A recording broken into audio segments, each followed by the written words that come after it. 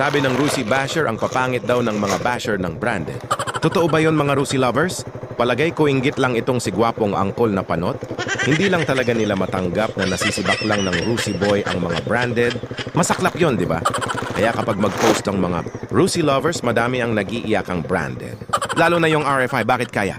Malakas talaga ang Rusi sa lahat ng aspeto. Cargahan, long ride at rising. Kaya maraming umiiyak lalo na sa bagong 150cc ni Rusi yung Flash 150X. Parang masarap buhusan ng pulang kabayo yung panot na headlight mo, uncle. Para matubuan naman yan ng pulang buhok. Mas lalo ka gumuha po, uncle, sa suot mong sanglas. Tamang-tama yan para hindi ka mapuwing sa mga naka-Rusi boy. Ride safe sa bawat ride mo, uncle.